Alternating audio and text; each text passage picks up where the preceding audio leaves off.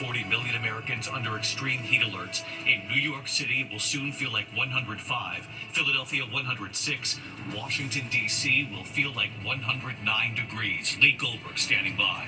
Tonight, the alarming attacks on police outside New York City. An officer has been shot in the face. Also, that disturbing ambush in Ohio. And moments ago, we have learned one of the officers has now died. Tonight, 24 hours after Brian Koberger was sentenced to life in prison, the families of those Idaho college students have now learned horrific new details about how their loved ones were killed. One student stabbed more than 50 times, many of them defensive wounds. She was fighting back. The extraordinary moment at the Federal Reserve building playing out late today in front of the cameras, President Trump and the Federal Reserve Chair, amid the president's pressure on Jerome Powell to bring down rates, the sudden move by the president, the numbers he pulled out, Jerome Powell then shooting them down. Tonight, preparing rescue in rough waters off the East Coast as a boat slams into the rocks. And tonight here, we remember a beloved Grammy-winning musician. Just a few notes, and you'll know the song. Tonight, the music of Chuck Mangione. From ABC News World Headquarters in New York, this is World News Tonight with David Muir. Good evening, and we begin tonight here with President Trump and the uproar over the Jeffrey Epstein files. Tonight, we have new reporting here on this very rare visit today. The Justice Department's second in command, traveling to Florida to meet with Jeffrey Epstein's co-conspirator, Ghislaine Maxwell, who is currently serving a 20-year prison sentence for sex trafficking. So tonight here, what do both sides want out of this meeting? Our chief investigative correspondent, Eric Petersky, is in Florida, where this meeting took place. We're told it lasted 6 hours. Aaron tonight, leading us off. Tonight, as the White House struggles to contain the uproar over the Jeffrey Epstein investigation, Deputy Attorney General Todd Blanche traveling to Tallahassee to meet with Epstein's one-time companion, Ghislaine Maxwell, who's serving a 20-year prison sentence for sex trafficking Epstein's victims. Do you have anything to say today? The meeting with the convicted sex offender, a highly unusual move by the Deputy Attorney General, who until recently was President Trump's personal lawyer. Blanche has said he wanted to ask Maxwell if she has, quote, information about anyone who has committed crimes against victims. For her part, Epstein's enabler wants to get out of prison. Her lawyer's arriving today. We're looking forward to a productive day. Maxwell has faced questions for more than a decade. Ask you about all the allegations that have come out, Ghislaine. Maxwell and Epstein both socialized with Trump, and when she was arrested in 2020, the president said he wished her well. Mr. President, Ghislaine Maxwell has been arrested on allegations of child sex trafficking. Why would you wish such a person well? I don't know that, but I do know that She has. She's been arrested for that. You know her that. friend or boyfriend Epstein. was either killed or committed suicide in jail. She's now in jail. Uh-huh. Yeah, I wish her well. I'd wish you well. I'd wish a lot of people well. Good luck. At her sentencing, the judge said Maxwell was instrumental in the abuse of several underage girls by Epstein, adding she herself participated in some of the abuse. Today, she met behind closed doors with the Deputy Attorney General for more than 6 hours. Well, she answered all the questions and answered them honestly. There were a lot of questions, and we went all day.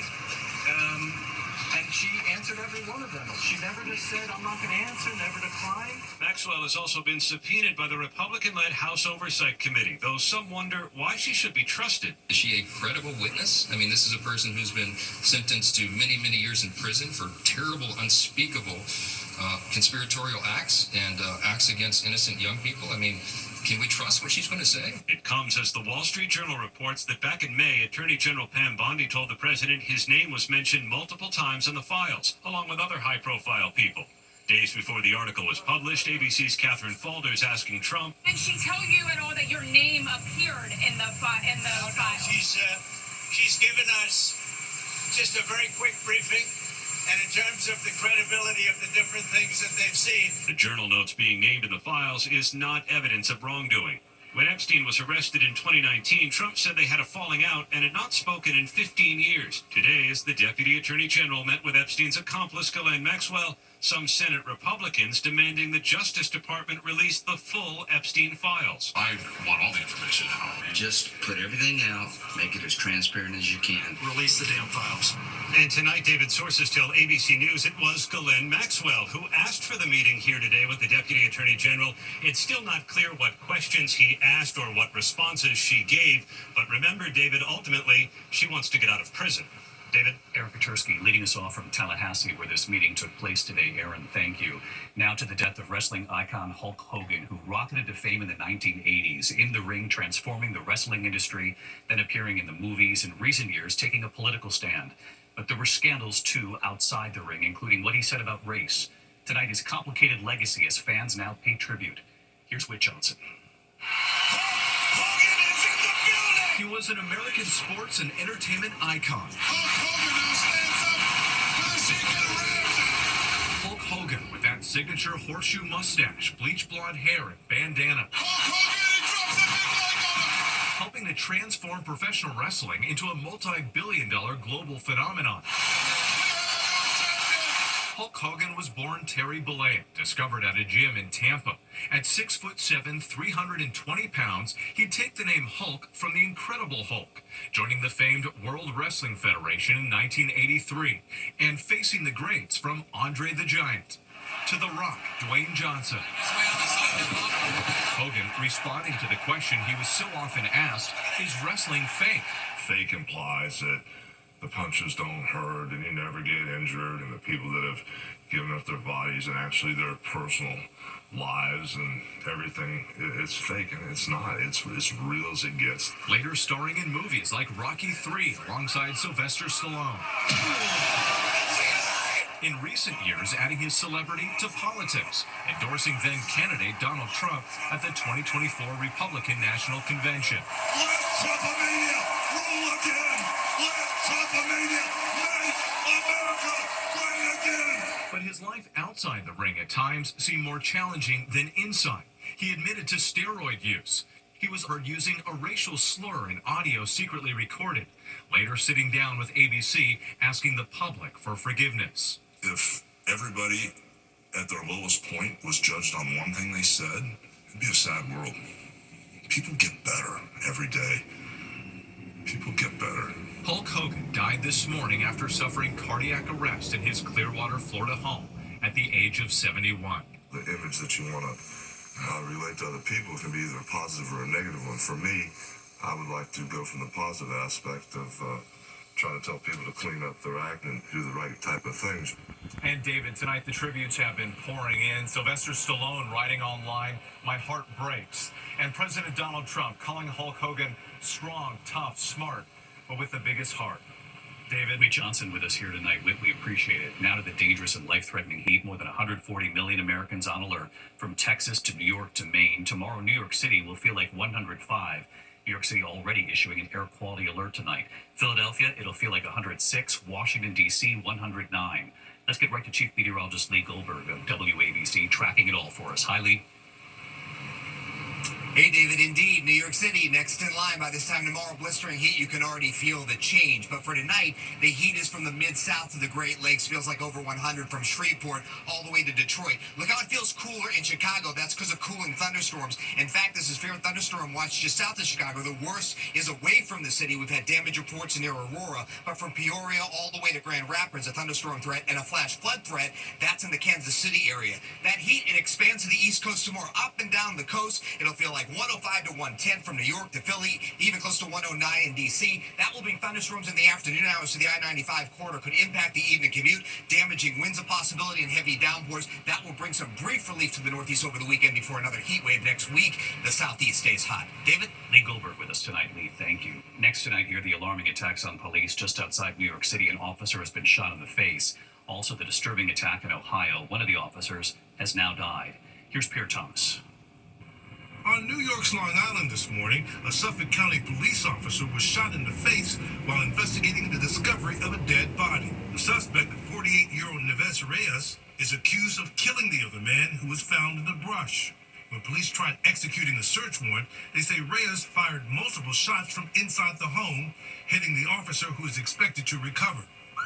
The incident comes after 3 officers were shot in Lorain, Ohio Wednesday, ambushed with a barrage of gunfire while they were simply trying to have lunch. We have shots fired.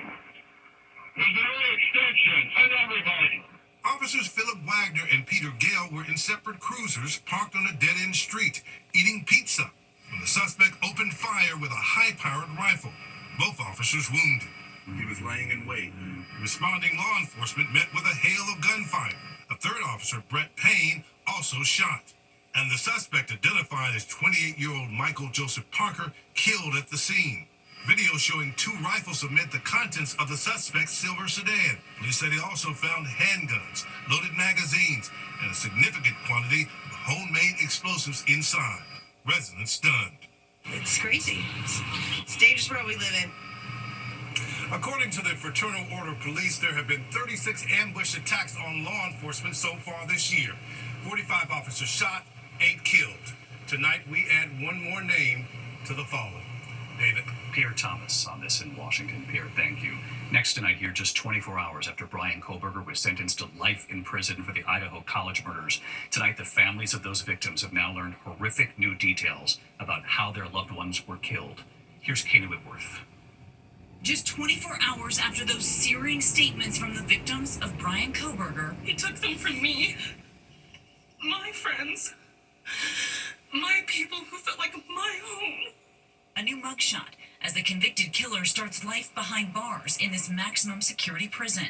Officials now revealing a trove of chilling details about the murders. One of those students, 20-year-old Xana Kernodle, found with more than 50 stab wounds, mostly defensive. And according to Moscow's former police chief, Kaylee Gonzalez fought back too. I want your perspective on the fight that it sounds like both Xana Kernodle and Kaylee Gonzalez put up. I think it was a fight for their life. Documents also show a surviving roommate told police weeks earlier that Kaylee saw an unknown male outside the house staring at her. And around the time of the murders, a fellow teaching assistant of Kohberger's remembered seeing injuries on his face and hands. When asked what happened, Kohberger said he'd been in a car accident. And David, after those heartbreaking moments in court yesterday, those families are now learning brutal new details. But they're still left with the question of why. Why did he target those students in that house? David. Kayna Whitworth. Kayna, thank you. Now to the extraordinary moment playing out at the Federal Reserve Building late today in front of cameras. President Trump and the Federal Reserve Chair amid the president's continuing pressure on Jerome Powell to bring rates down. Today, the sudden move by the president, the numbers he pulled out, Jerome Powell then reading them in real time and shooting them down. Here's Mary Bruce. Tonight, an extraordinary scene at the Federal Reserve as President Trump ramps up his effort to pressure Fed Chair Jerome Powell to lower interest rates. Trump making a rare visit to the Fed to challenge Powell on the building's multi-billion-dollar renovation. With cameras rolling, Trump pulling out a sheet of paper, trying to surprise the Fed chair with a new price tag for the project. But Powell telling the president that number factors in construction that was completed 5 years ago. It looks like it's about 3.1 billion. It went up a little bit, or a lot. So the 2.7 is now 3.1. I'm not aware of that. Yeah, it just came out. Yeah, I haven't heard that from anybody from the Fed. Yeah, it just came out. Our notes had it about 3.1 as well. 3.1. 3.2. This came from us. Yes. I don't know who does that. You're including the Martin renovation. You just added. Entire capital. Yeah, you just added in a third building. Is what that is. That's a third building. Well, no, but it's a building that's being built. No, it was built 5 years ago. We finished Martin 5 years ago. It's part of the overall work. It's not new. So we're going to take a look. But reporters then asking, as a real estate developer, what would you do with a project manager who would be over budget? Generally speaking, what would I do? I'd fire him. Trump making it clear what he's really after. Are there things the chairman can say to you today that would make you back off some of the earlier criticism? Well, I'd love him to lower interest rates. Other than that, what can I tell you? Now, Trump himself appointed Jerome Powell. Asked today why he doesn't just fire him, Trump said he doesn't think it's necessary, saying when it comes to lowering interest rates, he believes Powell is, quote, going to do the right thing. David. All right, Mary Bruce at the White House again tonight. Thank you, Mary. Overseas tonight, U.S. negotiators walking out of the Gaza ceasefire talks, saying Hamas has failed to act in good faith, even as Gaza's hunger crisis worsens. The World Health Organization tonight saying nearly 30,000 children under 5 are now malnourished. ABC News was inside the children's ward of a hospital in central Gaza. Many of the children are so weak, they're struggling to move. Tonight, the crisis leading French President Emmanuel Macron to announce that France will recognize the state of Palestine Prime Minister Netanyahu strongly condemning the move tonight. When we come back here, the unruly passenger trying to rush the cockpit just 20 minutes after takeoff, and the grandmother, an Army veteran who jumped in, holding the passenger down. And the images tonight, the daring rescue in rough waters right off the East Coast, the boat slamming into the rocks, 10 people on board. How they saved them here in a moment. An Army veteran restraining a woman allegedly trying to storm the cockpit. It happened on a Delta flight from Atlanta to Tucson. It happened about 20 minutes into the flight. The pilot returning to Atlanta, where authorities were waiting. Tonight, the daring rescue of 10 people trapped on a sailboat in rough waters in Avalon, New Jersey. Strong winds slamming the boat right into the rocks. 2 sailing instructors and 8 teenagers were on board. Everyone was wearing life jackets, jumping into the water. 40 lifeguards and first responders getting everyone out of those rough waters. Incredible.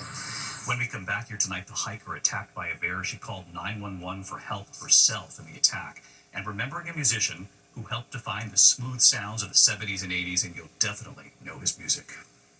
The index tonight, a hiker was mauled by a brown bear in Anchorage, Alaska. She called 911 herself. Authorities say she was 2 miles up the Dome Trail when the bear attacked. She was badly injured. She stayed on the phone until help arrived. She's now in stable condition. Wildlife officials have not located the bear.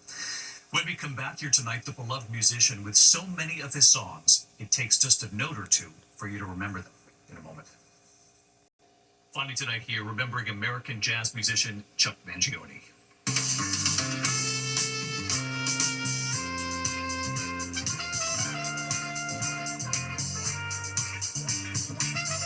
Chuck Mangione's Feel So Good was inescapable. It played everywhere. One of the biggest pop jazz tracks of all time. The mellow sound of his flugelhorn and his distinctive fedora helped define the music of the 70s and 80s. Chuck Mangione proving he did not need lyrics to make a hit. Feel So Good was nominated for Record of the Year at the Grammys. That album second only to the Saturday Night Fever soundtrack on the Billboard 200 back in 1978. His crossover sound fusing elements of disco, pop, and mainstream jazz, helping to create what would be termed as smooth jazz. He would win 2 Grammys, one of them for his hit, The Children of Sanchez.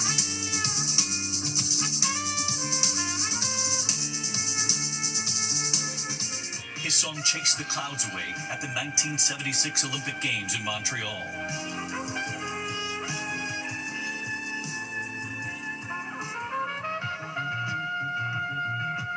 Four years later, he would write the music for the 1980 Winter Games in Lake Placid. Performing Give It All You Got. Chuck Mangione was born and raised in Rochester, New York, and would often say he picked up the trumpet at age 10 after seeing the Kirk Douglas film Young Man with a Horn, and later would discover the flugelhorn and become perhaps its most famous player. Tonight, Chuck Mangione has died at the age of 84. Chuck Mangione, in his own words. I think our music, instrumental music especially, allows people to escape. It's a place to use your imagination and get into it, and really allows you on a day when everybody's talking at everybody all the time to really use your imagination and get lost in the feeling of it all.